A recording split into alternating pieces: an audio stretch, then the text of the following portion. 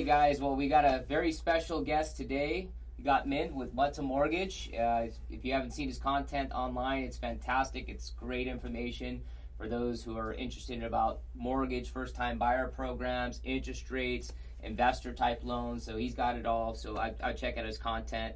And we're also here, as you know, with our other co-host, Dan Hales, Celebrity Probate and Living Trust and Will Attorney. I'm no celebrity. I have celebrity clients. So today, Minh, we just kind of wanted to talk a little bit about maybe some of your, clients. What are they kind of asking when it comes in regards to trust? Now there's, a lot of companies out there. There's a lot of law firms out there, but there's companies that are online. So what are you kind of hearing out there from some of your clients? I think most of our clients they're wiser. They want to be protected. Now they're starting to see more online kind of DIY trust company, will companies. Why would someone do that compared to going to a lawyer? Because a lot of people are like, hey, they go here, they see the information, but then they'll talk to a lawyer. And the difference of pricing is so significant. For the common person who has probably one house to pass on to their kids, or maybe two houses, why would they pick either or? I've been doing trust for many years, and I've seen this shift from kind of the old-fashioned way where everyone wants to come into the lawyer's office. They want to sit down. They want to have a cup of tea, a cup of coffee, go through the whole treatment, and spend an hour or two, and then come back a month or a month and a half later, review documents, make changes, maybe come back again, and then sign their documents. And, there's absolutely nothing wrong with that, because you're getting a very thorough legal treatment. You're making sure all of your assets and your properties get in your trust. So can never really say that seeing a lawyer to get a trust is a bad idea. It's not. It's a very good idea. And sometimes the lawyer can uncover problems, issues of separate property or community property, find LLCs like we were talking about earlier that aren't funded or that should be funded into the trust. So it's a good idea, but to answer your question, or the hypothetical, the reason why people do it online is to save money. Because I think the new generations, I don't want to say they're smarter, maybe they are smarter, but they're more inclined to find answers online, and they have more confidence that they can do something with their phone or their computer, and that's how they buy everything. That's how they buy their groceries. It's how they do their banking. It's how they live. And so by extension, just to go on your phone or on your computer and go onto Modern Trust, for example, or even some of our competitors and create a trust very quickly. I think people have more confidence to do that now than they used to, because they're used to doing everything online. So then you're left with, well, if I can do it online, what's the best service? And how do you differentiate one service from the other? And that's another discussion. And of course, at Modern Trust, you can actually electronically sign your document. Wow. And we're the only ones that allow you to actually authenticate or execute the document online and then save it in your document vault in the cloud. Wow. So other online companies right now, they can't do electronic signing? No. All the other electronic companies right now, at the end of the day, you still have to print out a paper document and take it to a notary. At the end of the day, you end up with an old-fashioned document, just like you'd get from your lawyer. Wow. That's crazy. Yeah. Question that probably most people might ask is, what is a common mistake that most people make when they get a trust? Like, what's something, they forgot this. I think the biggest fear is like, oh my gosh, this is why I went to a lawyer, because you would forget this. What's a common thing that people would forget? Well, that's a great question, Minh. And that's an easy one for me to answer. They forget to put everything into their trust that should go into the trust, specifically their homes and the rental property. And if they have a building that's in an LLC, that building actually needs to go into the trust too. But we don't do a new deed. We just have to assign the LLC interest into the trust. But yeah, the most common thing that people forget, they just forget to fund their trust properly. What do you mean by funding your trust? Like putting your asset in there? Exactly. It's like the trust is built to protect whatever's inside it. So imagine a safe. You got a very expensive, very beautiful safe, and you know the combination, and nobody can get inside unless you want them to, which is kind of like a trust. You have this beautiful safe at home, and you don't put anything in it. And a robber comes, steals the house blind, and the safe didn't protect anything because nothing was inside it. So same thing for a trust. It's kind of an analogy. If you have a trust to protect what you own, put the things inside the trust. So transfer the bank accounts and the properties, and we assist with that. But trust funding means putting what you own into your trust so it doesn't go through probate. And what we see too online is especially with the online, you can make changes anytime versus when you go to the lawyer's office. You forgot something, you got to go back to the lawyer. They got to draft those documents, then you got to sign them. It's a very manual process where somebody like Modern Trust, oh, I forgot that Wells Fargo bank account that I had since I was 18 years old. Oops. So you can easily go back and add it. So usually I would tell the clients, everything that you know, great. If you don't, cool. Get that protected. Don't worry.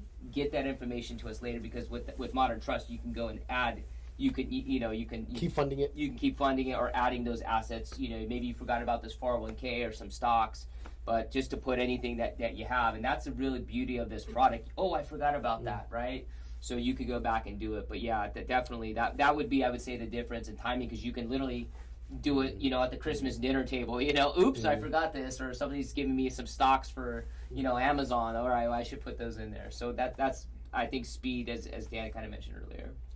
So I'm trying to think about video I'm probably going to make. So the common mistake that people make when they get a trust, like if you're going to get a trust, the mistake people make is they don't fund it correctly. What do you mean by that? They forget stuff. Better that you sit with your spouse, you make a list of it, and then if not, because it did happen, like I can say it happened to one of our clients. They forgot this rental property. He made one crucial mistake. They forgot this rental property. They didn't put it in a trust. They had it just in LLC and a will. They pass away. There's tenants living in there. It goes to probate, and all of a sudden the tenant doesn't. I don't know how the tenant knows. Like, hey, it's in probate. Why pay rent? For 2.5 years, no rent was collected.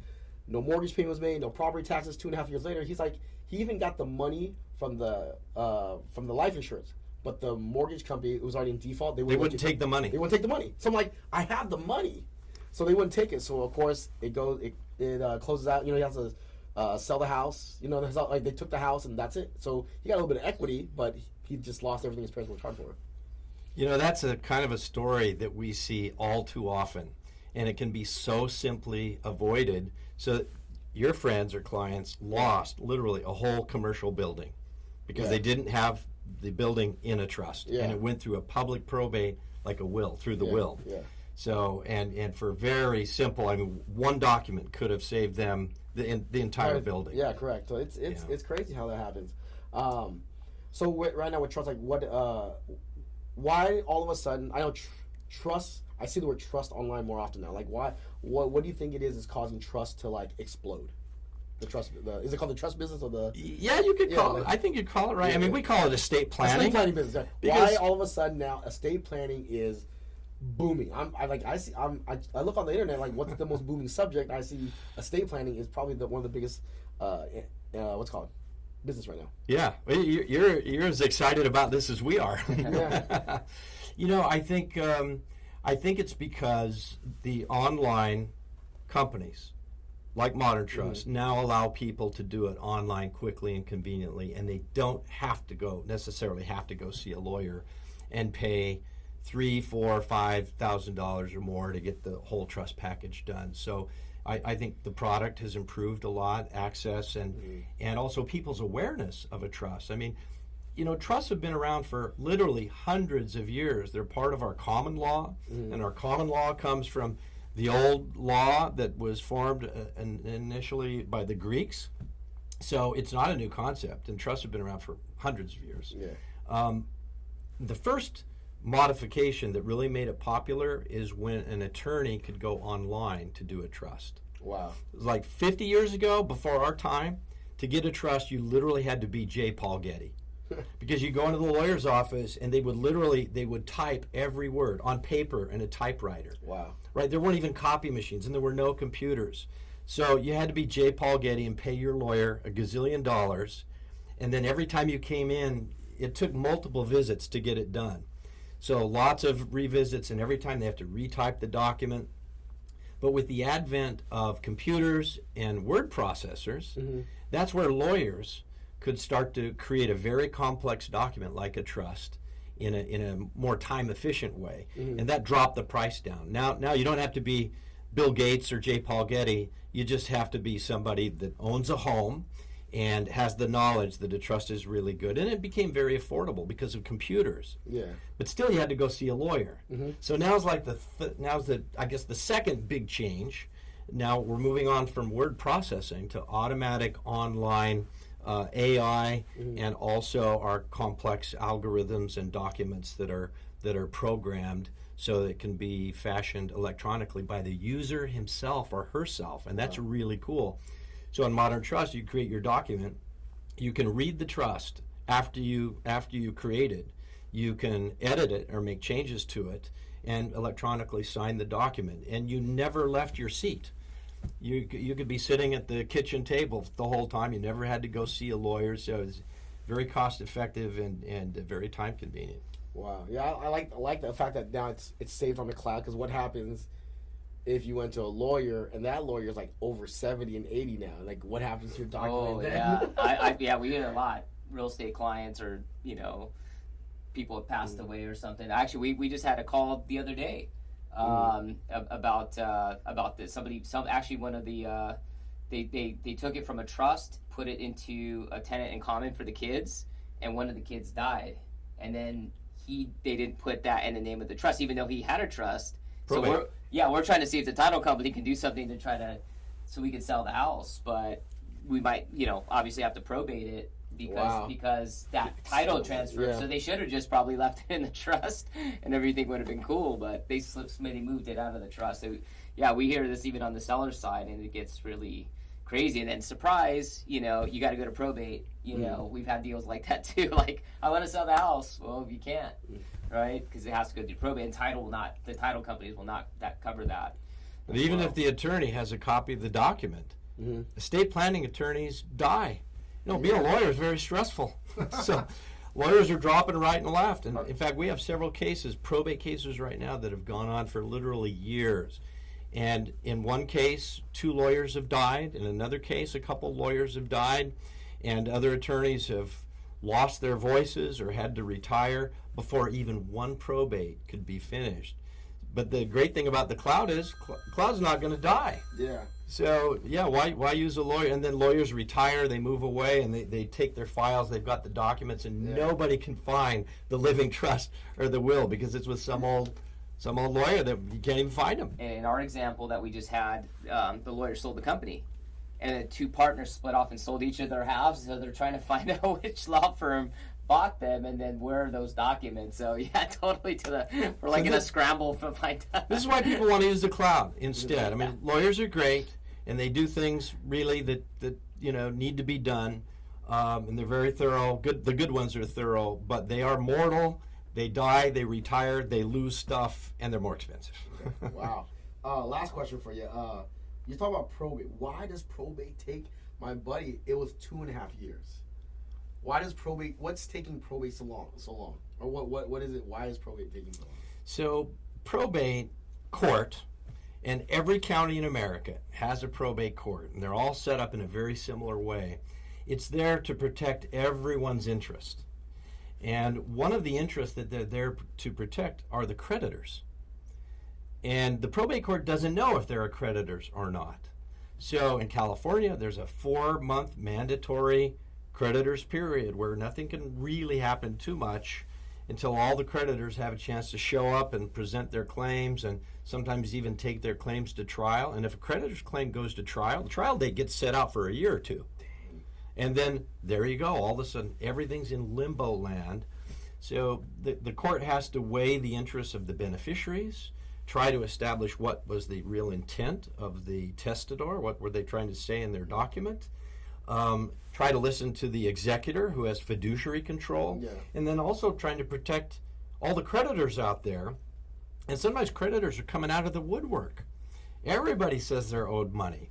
And all the relatives show up. They say where there's a will, there's a relative. Yeah, because of public record, right? Yeah. So the probate court has a lot to do, and they're also trying to make sure that justice is done, but that process takes time.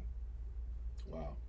Whereas with the trust, literally, a trust is just a form of title, a better form of holding title, an ongoing form of title. And all the successor trustee has to do is get a death certificate, record an affidavit of death, clear the title on the property, and then sign a new grant deed to the beneficiaries. It literally can be done in days, not years. Wow. It's a big deal. Yeah. Yeah, now, because I was reading somewhere, $83.5 trillion will be transferred from, I think, baby boomers to millennials and Gen Z. Yeah. Silent generation ain't getting anything, I guess. But that's a big wealth transfer. So that's why, yeah, man. Huge. That's a lot of money to go through probate.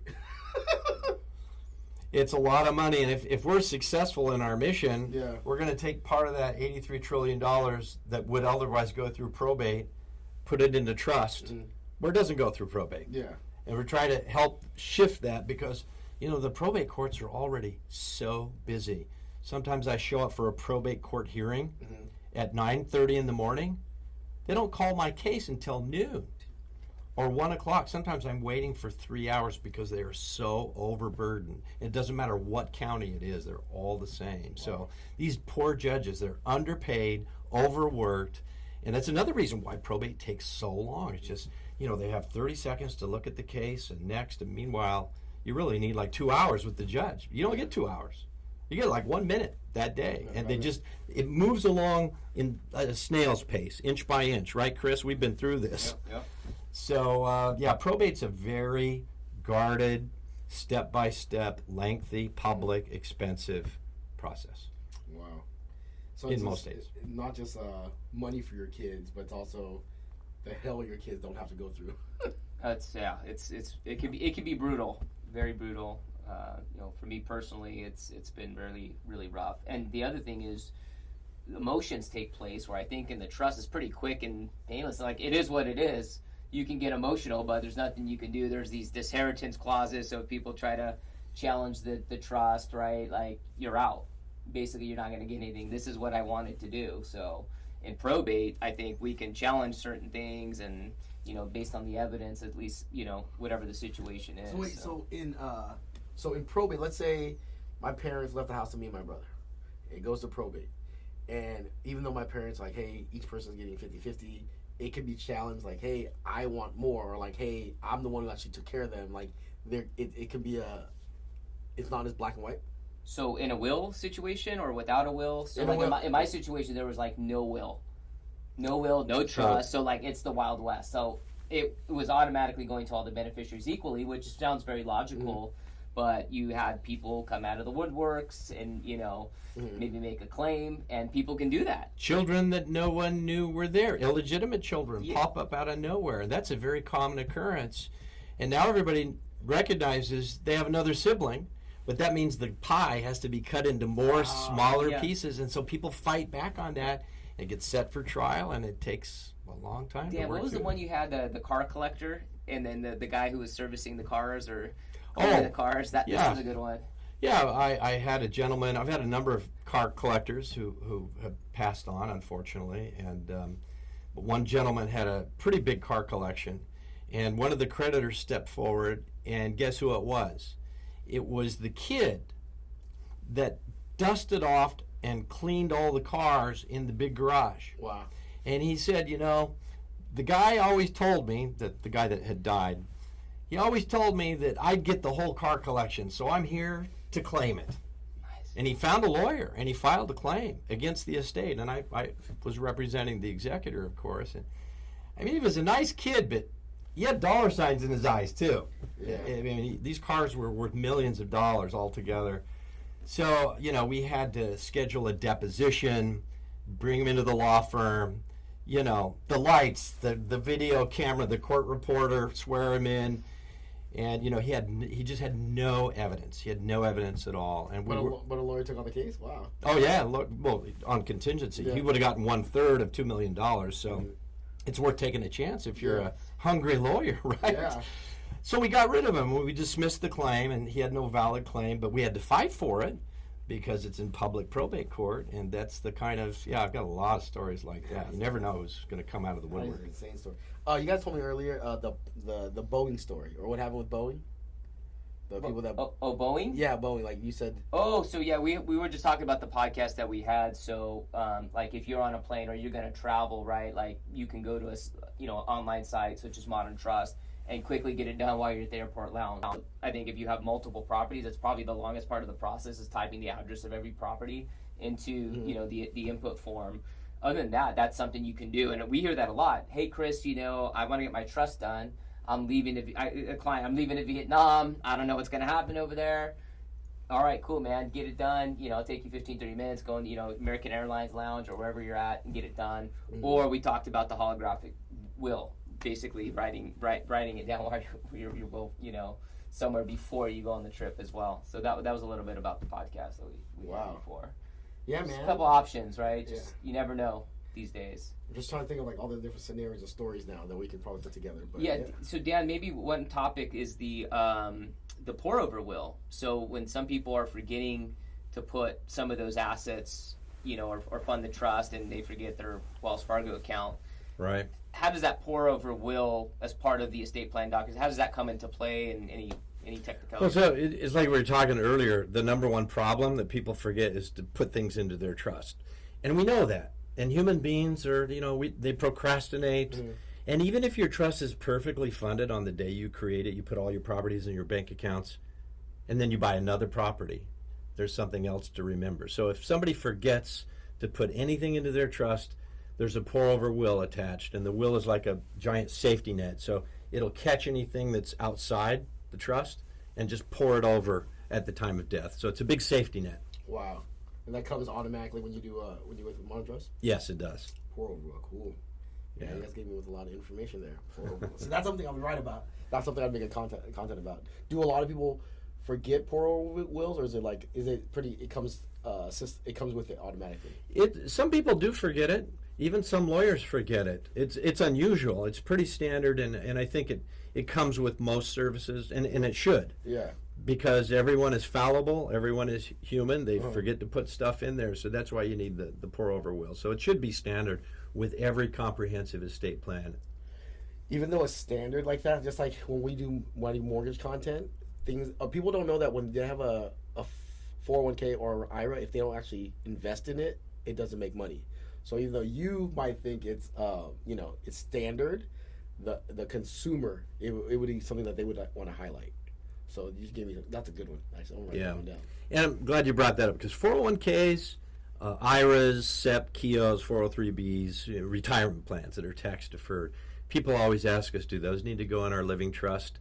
And generally the answer is no, because a retirement plan or a tax deferred account always has its own beneficiary. And if you're married, you probably want to name your spouse if you like your spouse. Yeah. And if you've got kids, you might want to name your kids after your spouse, and that money will go to them directly. And when you have a living human being who's a beneficiary on an IRA or 401k, they have an actuarial lifespan. So they can actually defer the taxes when they pull out that money after the person's gone. Whereas a trust, it's a living trust, it can live a long, long time. It doesn't have a lifespan. It's not going to die when it's 94 or 74. So an IRA gets taxed immediately, and that's not always such a good idea. See, that's one thing. Like that's a content that would be, even though. So I call it community service content. So there's content that gives you business, and there's content that helps. Yeah. So for me, that's why when I talk about trust, it helps because it strengthens your brand more because you're teaching something that you're not getting anything back. So those are the pieces that I put in every once in a while, like how to pay off your mortgage early, recast, things that don't make money. But that was helpful right there. Wow, because I think a majority of people would put their 401k into a trust. They try. A lot of people do, and then the beneficiaries have no tax options. So not the best thing. So that person passes away in the trust, even though it's in the trust, it gets taxed right away. But wow. So it doesn't go through probate because there's a living trust. That's the beauty of the trust, no probate. But if it's a tax-deferred account like that, it's going to have to pay taxes right away. Yeah. No flex, no options. Wow. Yeah. Good, man. Wow. Well, that's a lot of knowledge there. So I'm going to write the Pourover Will and that. Okay, cool. Yeah, and the Pourover Will, that has to be witnessed, either signed witness or notarized on that one, unlike our trust. Witness. Yeah, wills are not notarized. They're witnessed. And Yeah, so that actually requires witnesses. Okay, cool. Well, yeah. All right then. I think that's I got what I needed. So tell us about your company. What's the name of your firm? I'm with a company called oh my god, Westcap Mortgage, Westcap Lending. It's a mortgage company. They're my broker. Mm-hmm. Our brand is called What's a Mortgage. So of course people, they don't know what's a mortgage. So I break that down for them, and it's pretty crazy journey. I think for seasons of my life, you work with all these loan officers, you work with realtors, and the consumer doesn't get educated. So it's like playing this telephone game. Might as well just go directly to the source. So I started doing social media for the consumer so they can understand it and then just get the momentum. So I've been doing that for doing mortgages since 2003, but doing the social since 2017. But really kicked off big after the first 2 years. Oh, that's fantastic. Interest rates are kind of high right now, and I think there's a misconception that no one's buying properties right now because interest rates are high. But I wanted to ask you, I'm guessing that people are still buying and selling. It's still a good time to buy because you can always refi later, right? Rates just dropped today. Today was the day I think Jesus opened up the heavens and poured down lower rates today because the job numbers came back really bad. So it looks like we're going to go into a recession, and because of that, I think they know they're going to pivot. So because of the pivot, rates are going to fall, and it's already I saw sixes today and fives.